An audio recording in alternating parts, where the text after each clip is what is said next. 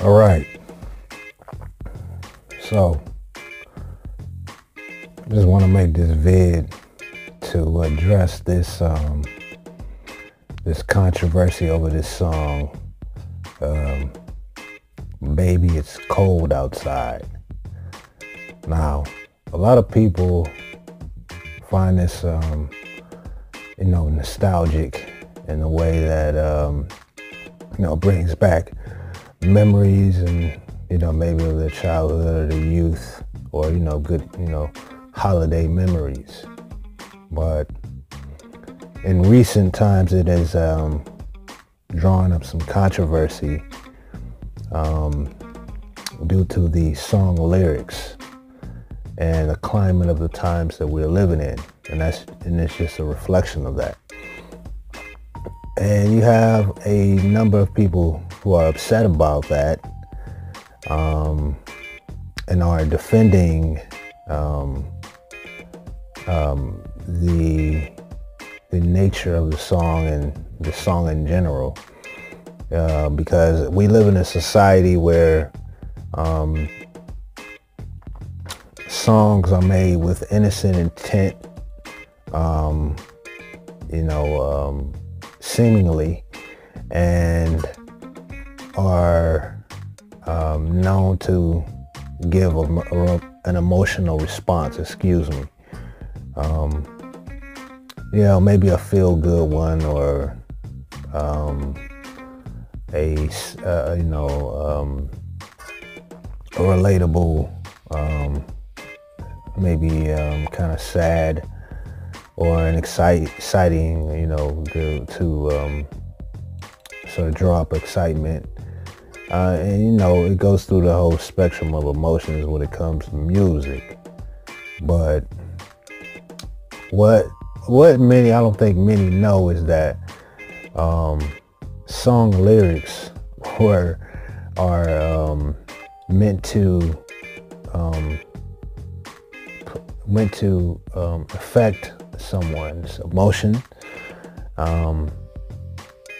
because the people that make music know that it has a way of getting into the heart and sort of creating a reaction. But what many people don't know is that it actually affects the mind as well, particularly the subconscious of the mind. And the lyrics to the song, though it may feel, happy and bubbly, but if you actually look at the lyrics and listen to what is going on between the call and response, they're very suggestive. And I believe, people are worried about that. And I guess it has been banned. I don't know that much about the details because I haven't really looked into it as much. So I'm just keep it 100. I'm not gonna pretend like I do. But what I want to address here is that song lyrics are meant to sort of affect the listener, and it's meant to whatever direction the songwriter or composer is going for. That's what the aim is when it is put out there for the listener to hear. You know how people they might hear a song and immediately dislike it because it might not be that great of a song, but as time goes on, they'll eventually be like, why am I singing this song? Why is this song in my head? Because that's because the subconscious of the mind has a it absorbs whatever it hears, and people don't understand that there is symbology connected to song lyrics. Whatever is meant to be expressed is going to affect the subconscious of a brain, of someone's brain, whoever the listener may be. And they know that. The songwriters and composers and producers, they know that. And that effect is going to stay with them because our subconscious mind, it remembers everything. It has memory. It remembers everything, even though consciously we may not catch it. Subconsciously, our subconscious will sort of record everything.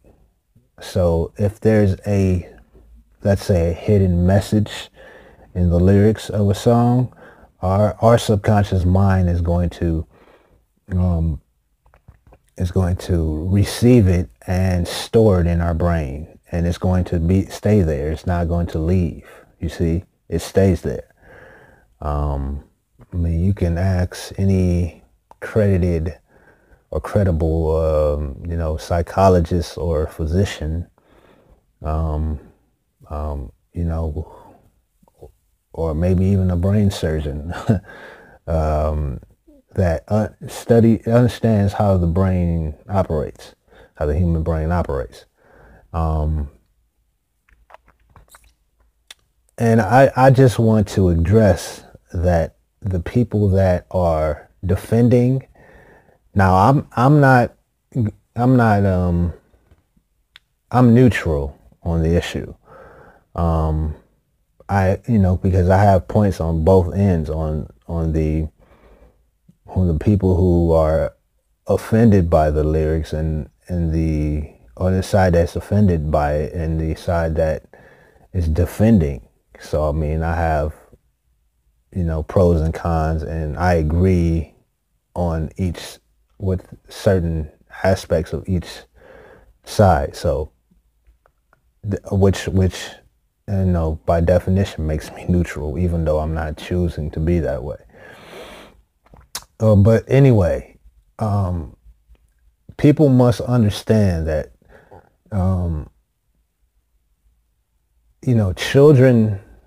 children are really what's at danger here, because the intent behind song lyrics, many people don't really get that, and that's very dangerous, because if you as a parent aren't aware, because generally speaking, the public doesn't know, those who aren't in the industry and aren't ingrained in that environment, don't know that don't know what the intentions are, and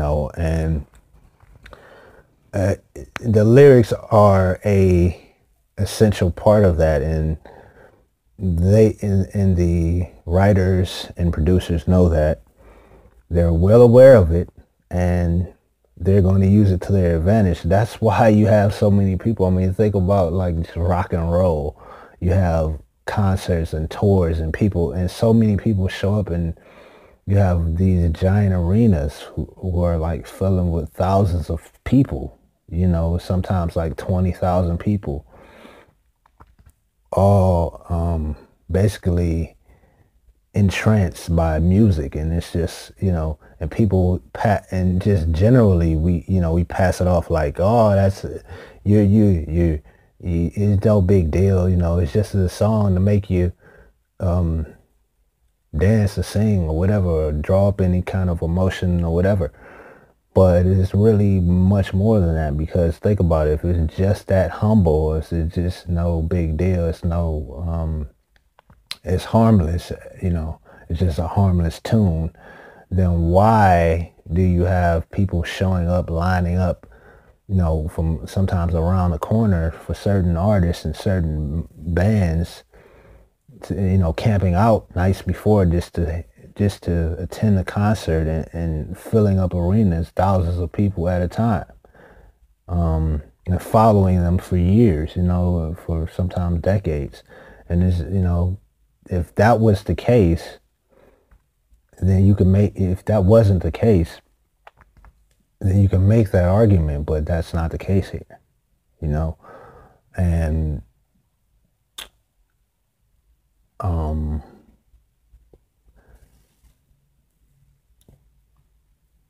what I want people to really realize is that music is not meant to entertain. Yeah. Music is meant to program. It's not meant to entertain. It's meant to program.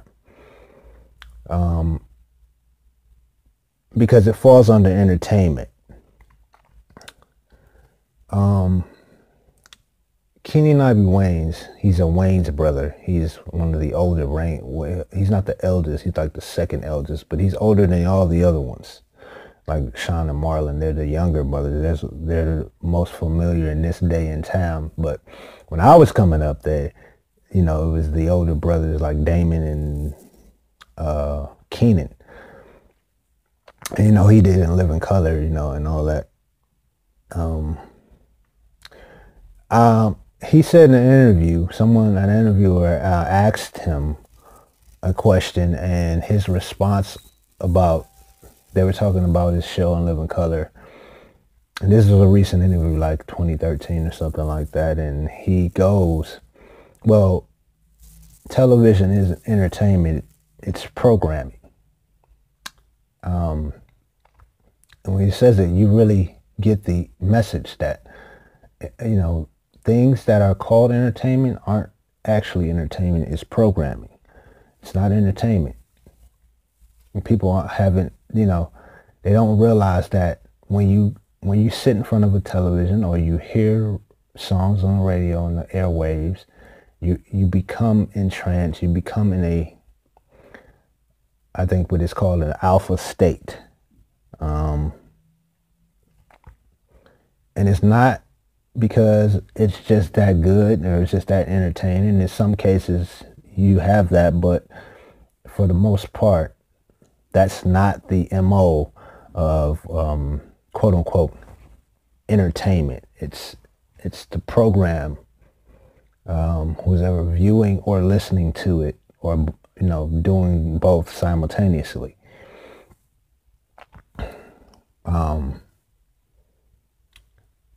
And if you understand, once people understand that, then we can really have a civil dialogue about it instead of this emotional reaction, because to me it seems like an emotional reaction. People have this sort of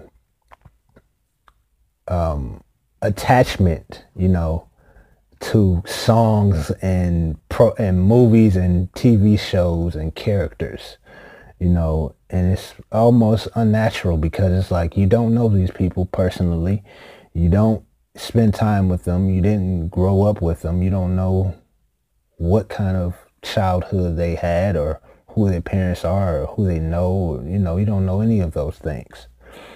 You're just going off what you basically assume is, that they're just normal people and that they're just everyday people that happen to become famous. And that's not the case. It's just not true. So I'm going to end the video with this. Realize that this is much bigger than this, than just music. You have to understand that there's a spiritual aspect to this. And I would encourage anyone out there to really take some time to understand why song lyrics are so infectious, why song lyrics promote that sort of reaction. Why they inspire people or enthuse people. Because that is the key here. That is at the core of the issue here. And the people that are defending, they don't have a clue about this. They don't even understand why they're so emotional about this. You know what I'm saying? And that's all I have to say about that. Till the next time. Peace and blessings.